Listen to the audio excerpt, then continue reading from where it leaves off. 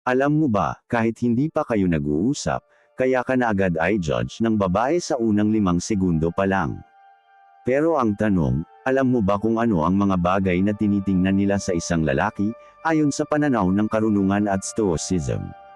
Ang bawat babae, kahit gaano siya kasimple o kakomplikado, ay may mga bagay na agad niyang napapansin sa isang lalaki, kahit hindi pa niya ito kilala. Hindi lang ito tungkol sa itsura. Hindi lang ito sa pera, sa kotse, o sa status mo sa buhay. Ang tunay na babae, lalo na ang may malay sa sarili, ay nakakakita ng mga banayad na palatandaan kung ikaw ba ay lalaking may disiplina, may direksyon, at may respeto sa sarili. At dito pumapasok ang Stoicism, isang pilosopiyang nagtuturo ng kalmadong kaisipan, kontrol sa emosyon, at tunay na masculinity. Sa video na ito, pag-uusapan natin ang 5 bagay na napapansin agad ng babae sa isang lalaki ayon sa Stoicism, mga katangiang hindi mo kailangang ipilit, kundi unti-unting nararamdaman sa presensya mo. Kaya kung gusto mong maintindihan kung paano tumatak sa isip ng babae ang isang lalaking tahimik pero malalim, makinig ka hanggang dulo. Presensya, ang aura ng isang kalmadong lalaki. Hindi mo kailangang maging gwapo para mapansin. Ang kailangan mo ay presence, yung aura na hindi nagyayabang, pero mararamdaman ng kahit sino na may disiplina ka at kontrolado mo ang sarili mo.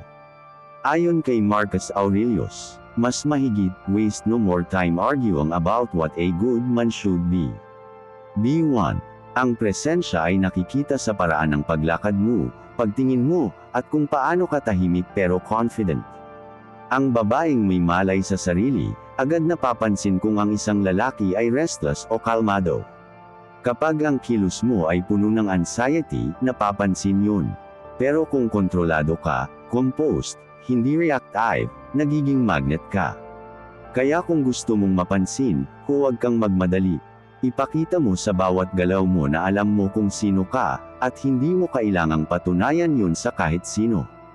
Energy, ang uri ng emosyon na dala-dala mo. Hindi lang pisikal ang nakikita ng babae, nararamdaman din nila ang enerhiya mo. Napapansin nila kung ikaw ay masayahin pero kalmado, o kung may tinatago kang insecurity. Sabi ni Epictetus, mas mahigit, you become what you give your attention to. Kapag puno ka ng galit, inggit, o panghuhusga, yan ang mararamdaman nila. Pero kung kalmado ka, grounded, at marunong magpatawad, yun din ang enerhiya mong ibinibigay sa paligid. Ang Stoic man ay hindi nagpapadala sa emosyon, siya ang may hawak nito. Kapag ganito ka, mapapansin ng babae na iba ka. Tahimik kang nakaka-attract dahil hindi mo sinusubukang impress in siya, ikaw mismo ang kalma na aura na hinahanap niya. Ang energy mo ang unang impression mo. Kaya bantayan mo kung ano ang iniisip mo, dahil yun ang lumalabas sa kilos mo. Discipline, kung paano mo dinadala ang buhay mo. Ang disiplina ay isa sa pinaka-sexy na katangian ng isang lalaki. Ang babae ay instinctively na-attract sa lalaking may control sa sarili, sa pagkain, sa galit, sa oras, at sa goals niya. Ayon kay Seneca, mas mahigit, no man is free who is not master of himself. Kapag nakikita ng babae na consistent ka sa ginagawa mo, kahit simpleng bagay, tulad ng pag-aalaga sa katawan, pagiging maayos sa pananamit, o pagtuon sa trabaho, nakikita niya ang maturity mo. Hindi mo kailangang ipagyabang, ang disiplina ay nagsasalita para sa iyo. Sa Stoic philosophy, ang disiplina ay tanda ng tunay na virtue. Ang lalaki na hindi tinatabla ng tukso, o marunong umiwas sa drama, ay agad pinapansin ng babae.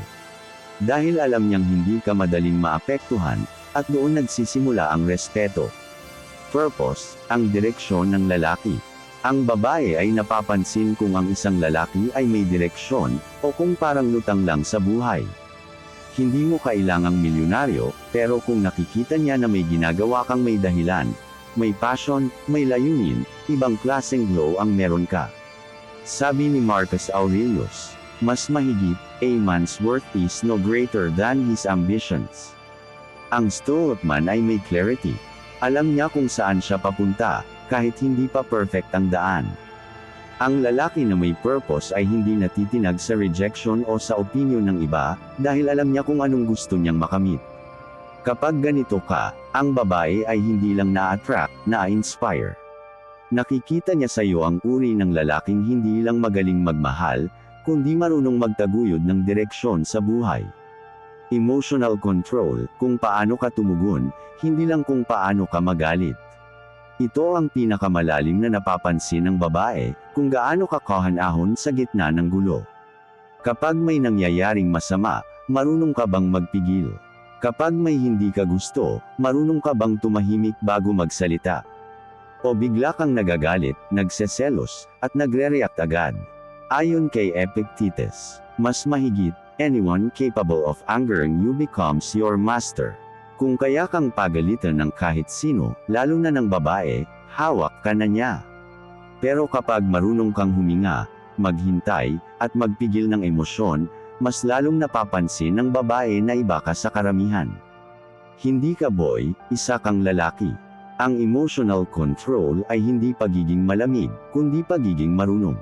At sa mga mata ng babae, yan ang pinaka-sexy na katangian ng isang tunay na lalaki. Kung susumihin natin, ang 5 bagay na napapansin ng babae sa lalaki ayon sa Stoicism ay, point 1. Presensya, point 2. Energy, point 3. Discipline, point 4. Purpose, at point 5. Emotional control. Hindi mo kailangang ipilit ang mga to. Dahil kapag kinenday mo ang sarili mo araw-araw, kusa itong lalabas. Ang Stoic man ay hindi nag-a-adjust para magustuhan ng babae. Bagkus, siya ang nagiging sarili niyang standard, at doon siya nagiging magnetic. Kaya kapatid, kung gusto mong mapansin, huwag mong habulin ang pansin ng iba. Ayusin mo ang sarili mo, at hayaan mong ang aura mo ang magsalita para sa iyo. Dahil ang tunay na Stoic man, hindi kailangang sumigaw para marinig.